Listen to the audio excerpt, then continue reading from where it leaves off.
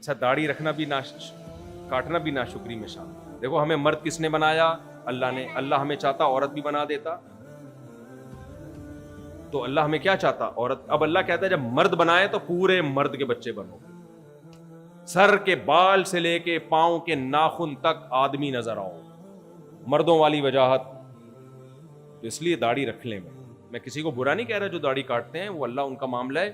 لیکن جب اللہ کے نبی نے آرڈر دے دیا داڑیاں بڑھاؤ, میرے رب نے حکم دیا داڑھی بڑھاؤ مونچھیں گھٹاؤ, تو پھر میں نے سکھوں کو دیکھا ہے امریکہ میں بھی, کینیڈا میں بھی, جاپان میں بھی, جہاں بھی گیا ہوں اتنی بڑی بڑی داڑیاں رکھتے ہیں. حالانکہ ان کو اتنی تاکید سے حکم نہیں دیا گیا میرے بھائی, ان کا تو کلچر ہے, وہ جس مذہب کو فالو کرتے ہیں وہ جانے. ہم تو برحق مذہب کو فالو کرتے ہیں, ہمارے پاس تو اسلام کے برحق ہونے کے دلائل ہیں. اور داڑھی صرف اسلام کا حکم نہیں ہے, تورات میں آج بھی لکھا, میں نے خود پڑھا ہے کہ اللہ نے موسیٰ علیہ السلام کو کوہ طور پہ بلا کے کہا کہ بنی اسرائیل کو کہہ دو داڑھی مت کاٹیں. تبھی یہودیوں کی اتنی بڑی بڑی داڑیاں ہوتی ہیں.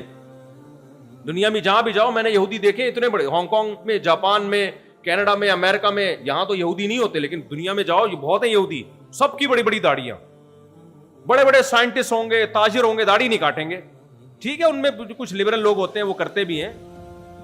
ہمارے یہاں تو مذہبی لوگوں نے داڑھی کا انکار کر دیا بھائی, ماڈرن بننے کے چکر میں. تو داڑھی بڑھاؤ بھائی, کس کا حکم ہے؟ اب سب سے پہلے اللہ ہے بھائی. شکر گزاری میں سب سے پہلے کون ہے؟ اللہ ہے.